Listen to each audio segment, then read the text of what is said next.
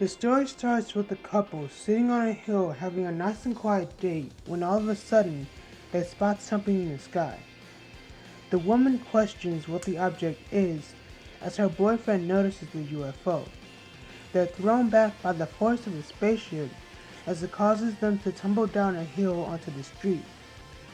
Seeing an oncoming car, the boyfriend quickly leaps into action, getting his date out of the way as a green and black muscle car speeds down the road. Gwen apologizes to them from the window as they race by, while inside the car, Kevin remarks that they shouldn't have been on the road in the first place. When the ship crashes, the team catches up to it, and Kevin absorbs a rock, insisting that they get ready for battle as the Forever Knights arrive on the scene, leaping out of a helicopter.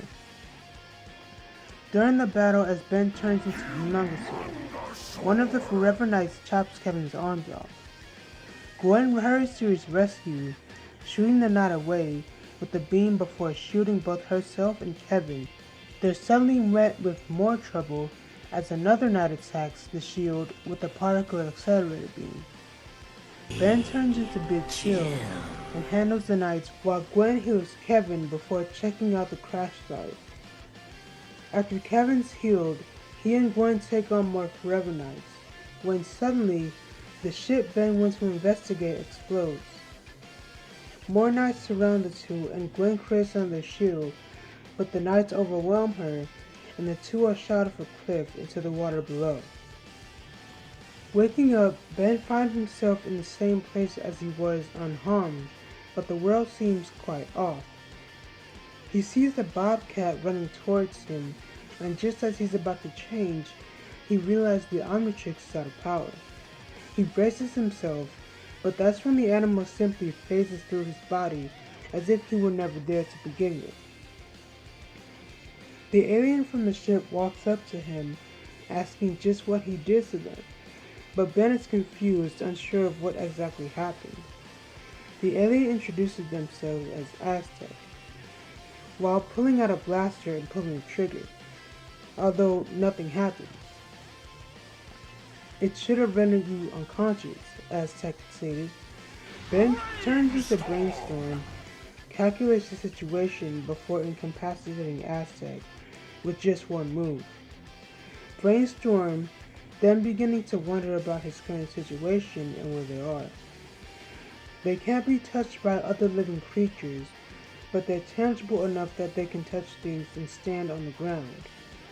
He concludes that they must be in the fourth dimension. While in the physical world, Kevin rescues Gwen from drowning. After performing CPR, they have a small yet awkward moment where the breath of life turns into a kiss. They pull away with Gwen thanking him and Kevin asking what they do next. Gwen turns into her Anodyne form and believing that Ben is dead, they decide to find the Forever Knights and put an end to them once and for all.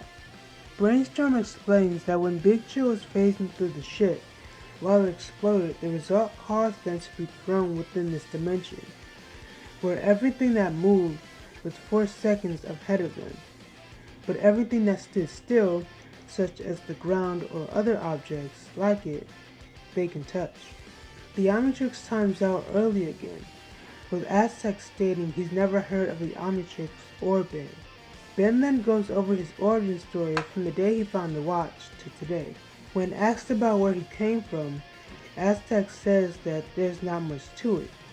He's just an explorer who found himself in some bad luck, before stating that there was a device on his ship that could help them, but it seems as though the Knights took it. A chronostasis generator that freezes time around an object, making it easier for transport.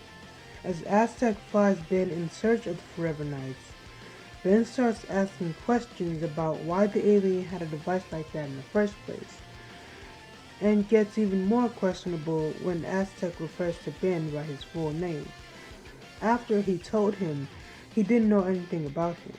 It's revealed that Aztak is a bounty hunter in search for Ben, which is when Ben kicks Aztak in the face and grabs the hunter's weapon before shooting him in the leg in order to get free. As gravity begins to take Ben's body, he transforms into chromostone. While this is happening, Kevin and Gwen search the scene to see if the Forever Knights left anything behind so they can track them. Kevin remarks that it's a waste of time when Gwen begins to break down and wonder how she'll explain what happened to Ben's parents.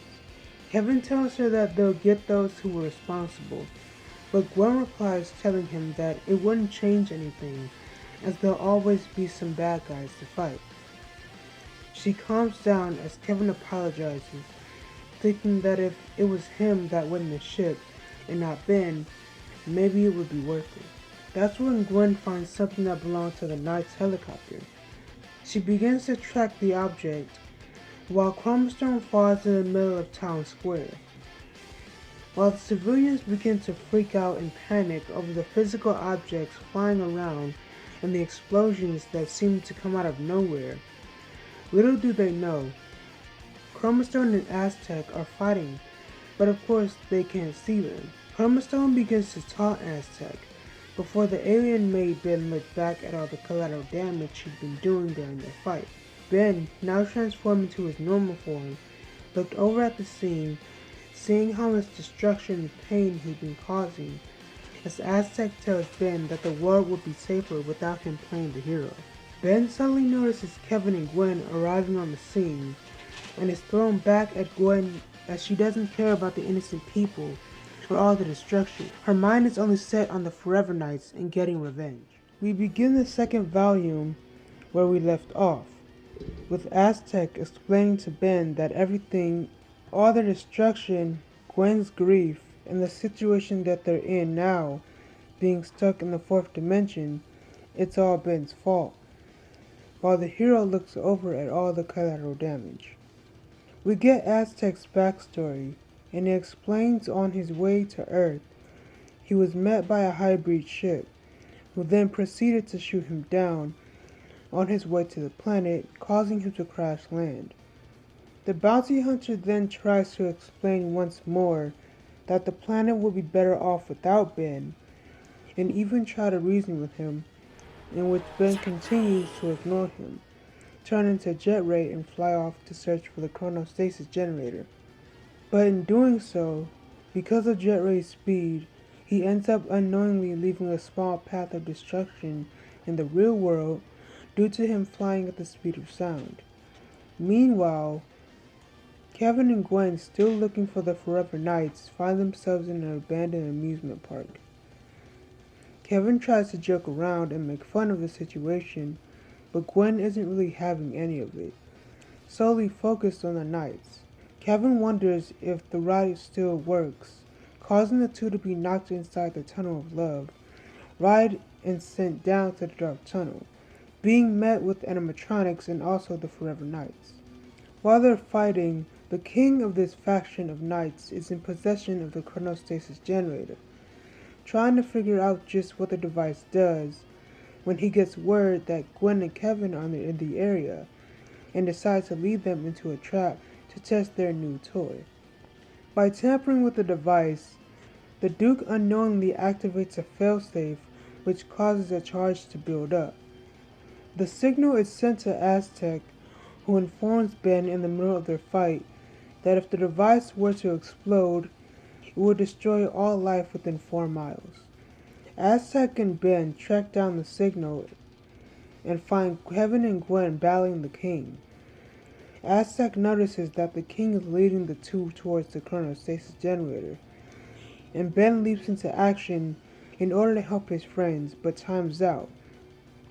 And it's not helping that they're out of sync when it comes to time. Gwen and Kevin defeat the king, but when given the opportunity to kill him, Gwen isn't able to do it.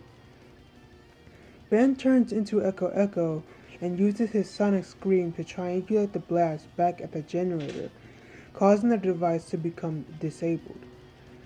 Aztak strikes Ben out of anger, as they are now not only still stuck in the dimension, but will now be moving even further backwards in time. Ben states that he did more than Aztak did, and he'd do it again if it meant that his friends would live. Just then, Ben spots a knight who is about to shoot at Kevin and Gwen when he runs in front of a blast which sends him back into the normal space, where he's now moving at the same speed as the rest of the world. Gwen then saves Ben from the knight in front of them, before she runs over and hugs him. Ben then explains what happened with the particle accelerator and that Aztak was now stuck in the fourth dimension, getting a grand tour of the universe. The story ends with the team all leaving the Knight's headquarters, with Ben posing the question of what they were doing was truly the right thing to do.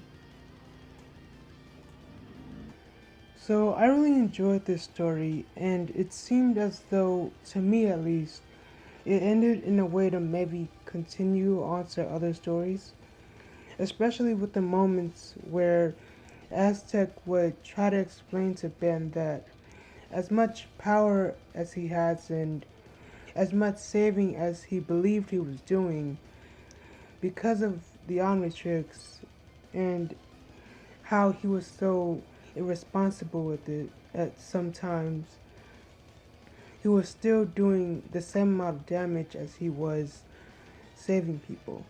We see that in the panel of Jet Ray flying away and leaving a large gust of wind behind him, causing a bunch of people in the city to almost be knocked over by the force he created. And of course with the fight with Chroma Stone and all the damage they caused to the city. Maybe they did have other stories planned out, but the books didn't sell as well. Or maybe this was the only story that they wanted to tell. But regardless, I like the idea of Ben looking back at the power he holds and unsure if he's worthy of it, and afraid that he might hurt someone, or deciding that because of his mastery over the Omnitrix, maybe he'd be better off exploring the universe and doing whatever he wanted besides being limited to Earth. But that was Ben 10 Doom Dimension. I hope you all enjoyed. Leave a like and a comment if you want. Have a great rest of your week, and I'll see you when I see you.